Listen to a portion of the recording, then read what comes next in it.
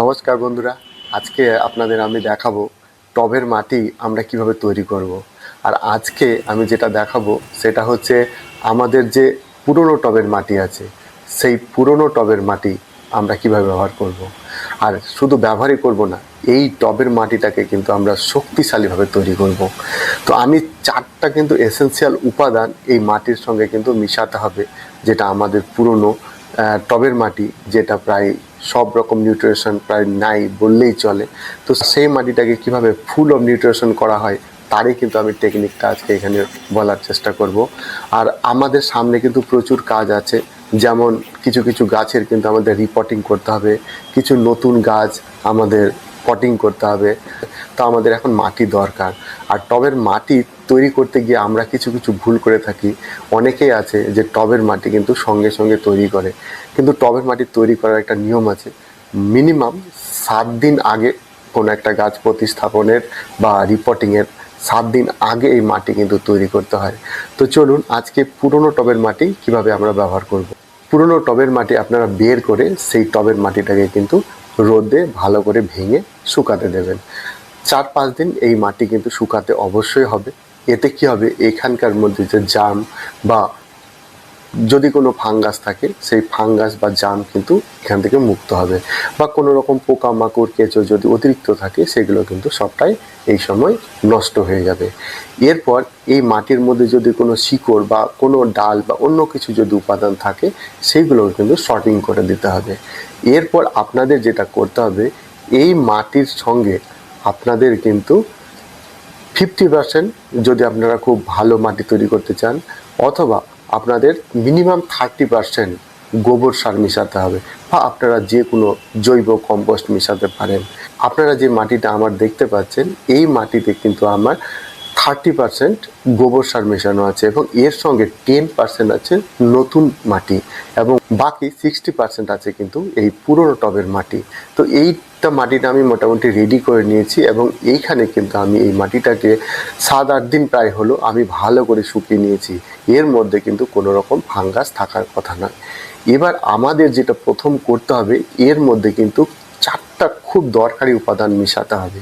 তো এই উপাদানগুলো যদি আমরা মিশাই তাহলে আমাদের মাটি কিন্তু একদম স্ট্রং হবে, এবং আপনারা চাইলে আরও কিছু উপাদান মেশাতে পারেন যাতে আপনার মাটি একদম সুপার স্ট্রং এবং শক্তিশালী হয়, যাতে আপনার গাছ এই মাটি পাওয়ার সঙ্গে সঙ্গে রকেট গতিতে বৃদ্ধি পায়। এরপর দ্বিতীয় যে উপাদান সেটা হচ্ছে চুন। প্রথম উপাদান হচ্ছে কিন্তু অবশ্যই কম্পোস্ট, এবং দ্বিতীয় উপাদান চুন। এই চুন কিন্তু আপনারা অবশ্যই মেশাবেন। এই চুন কিন্তু ক্যালসিয়ামের ঘাটতি পূরণ করে, এবং মাটির মধ্যে যদি কোনো ফাঙ্গাল বা পোকামাকড়ের আক্রমণ এখনও থেকে থাকে তাহলে কিন্তু এই চুনের মাধ্যমে তা দূর করা সম্ভব। এরপর যেটা আমি নিয়েছি সেটা হচ্ছে হলুদ। এই হলুদ কিন্তু অনেকটা ফাঙ্গিসাইডের কাজ করবে এবং ন্যাচারাল কিন্তু ফার্টিলাইজার। এই হলুদ যদি আমরা এই মাটির মধ্যে মিশাই তাহলে কিন্তু পিঁপড়ে বা পোকামাকড়রা এর গন্ধে কিন্তু এখানে আসবে না, এবং গাছের মধ্যে যদি ফাঙ্গাস জনিত কোনো সমস্যা হয় সেটা কিন্তু দূর করবে। এরপর আমি যেটা নিয়েছি তা হচ্ছে ফিলাডন। এই ফিলাডন কিন্তু কেমিক্যাল ফাঙ্গিসাইড। এটা আপনারা ব্যবহার নাও করতে পারেন, আপনারা চাইলে অবশ্যই এখানে নিম খোল ব্যবহার করতে পারেন বা নিম ডাস্ট ব্যবহার করতে পারেন। আমি এখানে ফিলাডন ব্যবহার করেছি। এতে এর মাটির মধ্যে যদি কোনো পোকামাকড় থাকে তা কিন্তু মারা যাবে, এবং এখানে কিন্তু আমি খুব কম পরিমাণে ব্যবহার করেছি। এরপর আমি যেটা নিয়েছি তা হচ্ছে ছাই। এই ছাইয়ের মধ্যে কিন্তু পটাশিয়াম থাকে, এবং এই ছাই যদি আমরা মাটিতে ব্যবহার করি এবং মাটির কিন্তু গঠনগত মান ভালো হয়। এরপর যে উপাদানটা নিয়েছি তা হচ্ছে ইউরিয়া।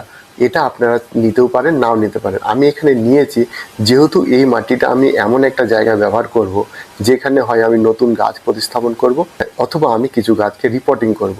তাই আমার এই সময় গাছগুলোর বৃদ্ধি দরকার। তাই এই ইউরিয়া, যেখানে প্রচুর পরিমাণ নাইট্রোজেন থাকে, তাই আমি যে গাছগুলো প্রতিস্থাপন করব সেই গাছগুলোর বৃদ্ধিতে কিন্তু সাহায্য করবে। এরপর আমি যেটা বলবো এসেনশিয়াল উপাদান তা হচ্ছে কিন্তু এনপিকে। এই এনপিকে কিন্তু আমার 3 নম্বর ক্রাইটেরিয়া, যেটা আমাদের এসেনশিয়ালের মধ্যে পড়ে, যেটা আমি প্রথমে বলেছিলাম 4টা উপাদান যেটা আমরা অবশ্যই এই মাটির সঙ্গে মেশাবো। তো এই এনপিকে, যার মধ্যে নাইট্রোজেন, ফসফরাস এবং পটাশিয়াম সমান মাত্রায় আছে, না এই এনপিকে যদি আমরা মাটিতে ব্যবহার করি তাহলে কিন্তু এই মাটিতে কিন্তু যেমন নাইট্রোজেন থাকবে, পটাশিয়াম থাকবে, তেমন থাকবে ফসফরাস, যা গাছের কিন্তু গ্রোথ এবং বৃদ্ধিতে এবং এই গাছ কিন্তু সুস্থ থাকতে এবং এই গাছের ফুল ফল দিতে কিন্তু ভীষণভাবে সাহায্য করবে। তো আপনারা এই এনপিকে অবশ্যই এই মাটির সঙ্গে ব্যবহার করবেন। এবং এখানে আমার 5 বস্তা মাটির জন্য আমার এখানে 1 কেজির মতো এনপিকে নেওয়া আছে। এবার আমরা চলে যাই যে প্র্যাকটিক্যালি আমরা এটা কিভাবে মিশাচ্ছি। আমার সব উপাদান এখানে নেওয়া হয়েছে, এই উপাদানগুলোকে আমি সম্পূর্ণভাবে মিশিয়ে নেব। ভালো করে এটাকে মিশিয়ে নেওয়ার পর আমি এটা হাতে করে আস্তে আস্তে এই মাটির উপর কিন্তু ছড়িয়ে দেব। দেখুন আমি কিভাবে এই মাটির উপরে এই মিশ্রণটা ছড়িয়ে দিচ্ছি। এরপর আমরা চলে যাচ্ছি 4 নম্বর মোস্ট ইম্পর্ট্যান্ট উপাদান, যেটা আমরা এই মাটির সঙ্গে অবশ্যই মেশাবো, তা হচ্ছে খোল, অর্থাৎ সর্ষের খোল। এই সর্ষের খোল আপনাদের কাছে যদি গুঁড়ো থাকে তাহলে অবশ্যই এটা গুঁড়ো এই মাটির সঙ্গে মিশিয়ে নেবেন। আমার কাছে যেহেতু সর্ষের খোল গুঁড়ো করা নেই, তাই এটাকে ব্যবহার করার একটা সহজ উপায় হচ্ছে এই 1 কেজির মতো সর্ষের খোল আমি জলে ভিজিয়ে নিয়েছিলাম। 4-5 দিন পর এই খোল ভেজা জল কিন্তু আমি এইখানে ব্যবহার করছি। তবে এইখানে কিন্তু একটা টুইস্ট আছে, এই খোল ভেজা জলের সঙ্গে আমি কিন্তু কিছুটা পরিমাণ ডিএপি মিশিয়ে দিয়েছি, যাতে এই সরষের খোলের গুণগত মান অনেকটাই বৃদ্ধি পায়। তো এই সরষের খোল ভেজানো জল আমাদের কিভাবে ব্যবহার করতে হবে, এখানে আমি এই 1 বালতি অর্থাৎ 20 লিটারের মতো এই সরষের খোল ভেজানো জল আছে।